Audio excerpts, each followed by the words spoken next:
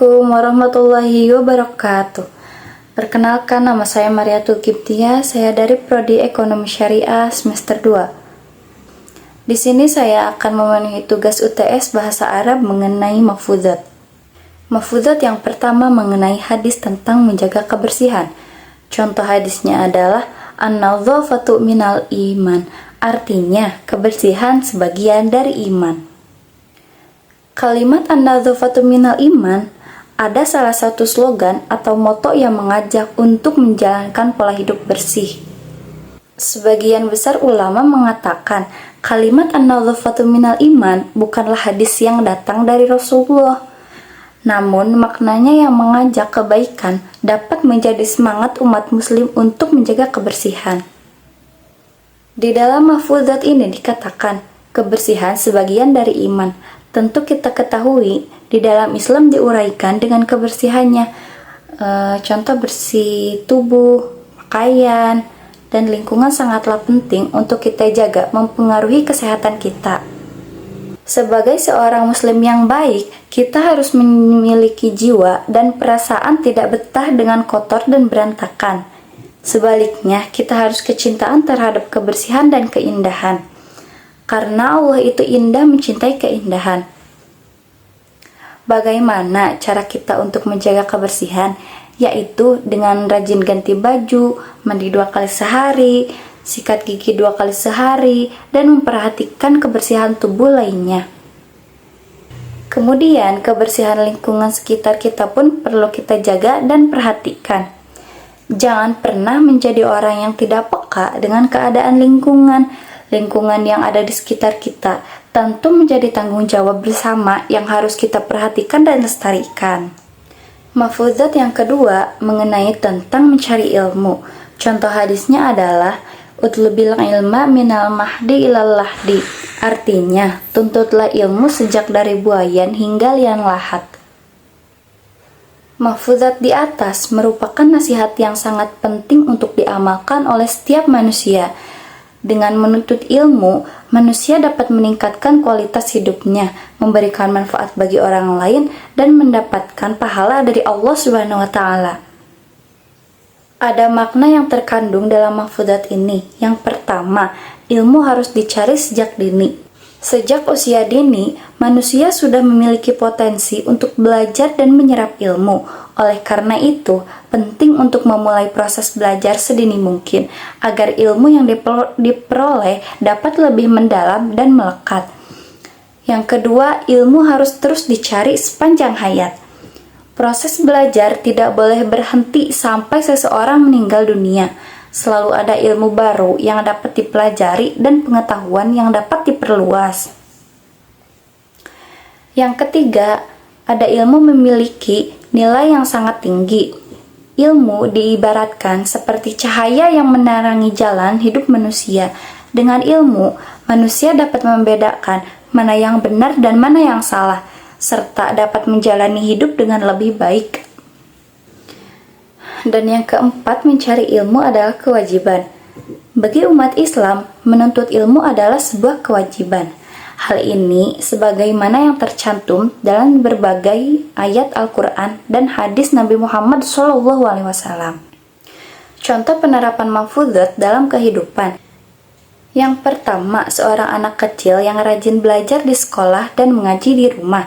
Yang kedua, seorang pemuda yang melanjutkan pendidikan ke jenjang yang lebih tinggi seperti perguruan tinggi. Yang ketiga, seorang orang tua yang masih semangat belajar dan mengikuti berbagai kursus atau pelatihan. Dan yang keempat, seorang ulama yang terus mendalami ilmu agama dan menyebarkannya kepada orang lain. Terus ada manfaat menuntut ilmu. Yang pertama, meningkatkan kualitas hidup. Dengan ilmu, manusia dapat meningkatkan kualitas hidupnya dalam berbagai aspek, seperti pekerjaan, kesehatan, dan hubungan sosial. Yang kedua, memberikan manfaat bagi orang lain. Ilmu yang bermanfaat dapat dibagikan kepada orang lain, sehingga dapat membantu mereka untuk hidup lebih baik. Yang ketiga, menghantarkan ke surga. Bagi umat Islam, menuntut ilmu dengan benar dan ikhlas dapat menghantarkan mereka ke surga. Mafuzat yang ketiga mengenai tentang kehidupan. Contoh hadisnya adalah man jadda wajada, artinya barang siapa bersungguh-sungguh maka ia akan berhasil. Penjelasan kata man berarti barang siapa, menunjukkan bahwa pepatah ini berlaku untuk semua orang tanpa terkecuali.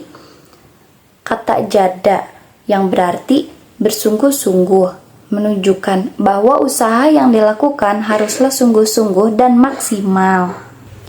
Kata wajada yang berarti akan berhasil menunjukkan bahwa hasil yang diharapkan akan tercapai dengan usaha yang sungguh-sungguh. Mafuzat ini mengajarkan tentang pentingnya kesungguhan dan kerja keras dalam meraih keberhasilan. Pesan yang disampaikan sangat relevan dalam berbagai aspek kehidupan, mulai dari pendidikan karir hingga pengembangan diri. Berikut adalah beberapa contoh dan penjelasan lebih lanjut. Yang pertama, ada pendidikan. Seorang siswa yang bersungguh-sungguh dalam belajar, rajin mengerjakan tugas, dan aktif bertanya ketika tidak memahami pelajaran, memiliki peluang besar untuk meraih prestasi akademik yang tinggi. Misalnya, seorang siswa yang ingin masuk ke universitas favoritnya akan belajar dengan tekun, mengikuti bimbingan belajar, dan mengerjakan latihan soal dengan konsisten.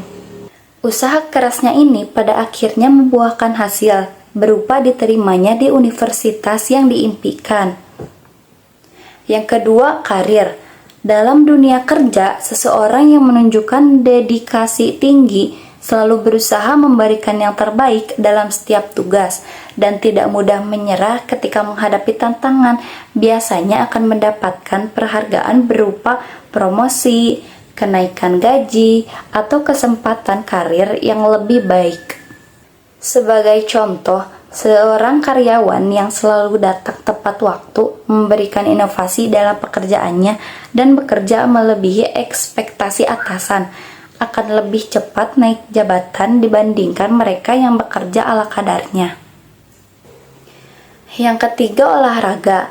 Atlet yang berlatih dengan disiplin, menjaga pola makan, dan berusaha terus memperbaiki tekniknya memiliki peluang lebih besar untuk memenangkan kompetisi dibandingkan dengan atlet yang berlatih seadanya. Contohnya, seorang pelari yang berlatih setiap hari, menjaga kondisi fisiknya, dan terus berusaha memperbaiki catatan waktunya, akan lebih mudah mencapai prestasi puncak dibandingkan dengan yang berlatih hanya sekali. Yang keempat, kehidupan pribadi.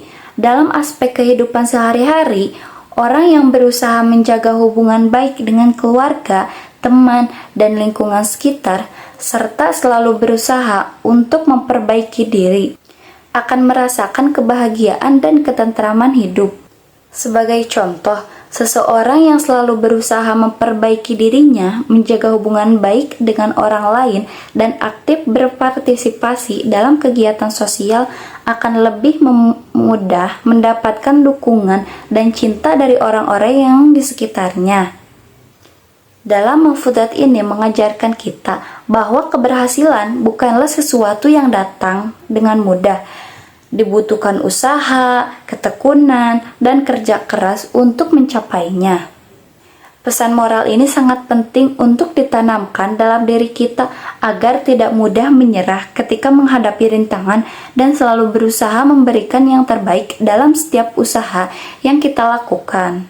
Dengan bersungguh-sungguh, kita membuka jalan menuju keberhasilan yang kita impikan. Mafuzat yang keempat mengenai hadis tentang ridho Allah ada pada ridho orang tua. Dari mafuzat ini, Islam mengajarkan kepada kita bahwa seorang anak harus berlaku sopan dan bertutur kata yang baik kepada orang tua. Adapun mereka yang berlaku kasar, membentak, memukul, memasang muka kesal, itu sangatlah dilarang dalam Islam dan juga dilarang oleh Allah Subhanahu wa Ta'ala. Semua perlakuan di atas ini termasuk perlakuan yang tidak baik atau durhaka. Untuk itu, kita sebagai anak diwajibkan untuk selalu berbakti kepada orang tua. Mengapa kita harus berbakti kepada orang tua kita? karena tentu akan banyak fadilah atau keutamaan di dalamnya. Dan yang pasti akan ada pahala yang berbakti kepada kedua orang tuanya. Adapun keutamaan dari fadilah atau keutamaan dari berbakti kepada orang tua adalah yang pertama, mendapat ridho Allah Subhanahu wa taala sebagaimana disebutkan dalam sebuah hadis, ridhollahi fi ridhol walidain wa sakhotullahi fi sakhotil walidain. Artinya, ridho Allah ada pada ridho kedua orang tua dan kemurkaan Allah ada pada kemurkaan kedua orang tua. Yang kedua, dimudahkan segala urusan. Mungkin ketika belajar di kelas kita pernah mengalami kesulitan dalam belajar. Misalnya belajar akuntansi atau matematika. Kenapa susah balance terus atau kenapa salah terus? Kemudian kesulitan dalam mengaji. Misalnya sulit dalam mengucapkan makharijul hurufnya atau tajwidnya yang kurang jelas. Coba kita introspeksi diri kita sendiri. Kenapa kita selalu susah dalam belajar akuntansi dan mengucapkan makharijul huruf dan tajwid dalam membaca Al-Quran? Bisa jadi, mungkin kita pernah berkata kasar atau menyakiti hati kedua orang tua kita. Untuk itu, segeralah meminta maaf kepada orang tua kita agar Allah memudahkan segala urusan kita, terutama urusan dalam belajar. Karena ridho Allah ada pada ridho kedua orang tua. Yang ketiga, mendapatkan doa yang mustajab dari kedua orang tua. Artinya dikabulkan oleh Allah Subhanahu wa taala. Jadi, ada 3 doa yang mustajab.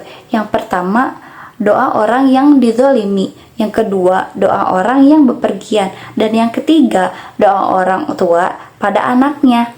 Jadi, berbakti kepada orang tua itu akan membuat orang tua kita menjadi ridho kepada kita.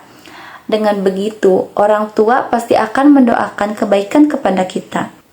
Maka dari itu, apapun yang akan kita lakukan, mintalah izin terlebih dahulu kepada orang tua. Dengan begitu, orang tua akan senantiasa mendoakan kebaikan-kebaikan kepada kita. Yang keempat, tiket menuju surga. Jadi, kalau kita berbakti kepada orang tua itu merupakan tiket menuju surga. Dalam hadis itu diistilahkan bahwa orang tua itu surga yang di tengah-tengah. Sebagaimana bahwa Rasulullah SAW bersabda yang artinya orang tua adalah paling pertengahan dari pimpin surga. Jika kamu mau sia-siakan pintu itu, kamu tidak akan mendapatkan surga. Atau jagalah ia untuk mendapatkan pintu surga itu. Keempat poin ini adalah sebagian dari fadilah atau keutamaan berbakti kepada orang tua. Semoga apa yang saya sampaikan dapat bermanfaat bagi kita semua. Terima kasih. Wassalamualaikum warahmatullahi wabarakatuh.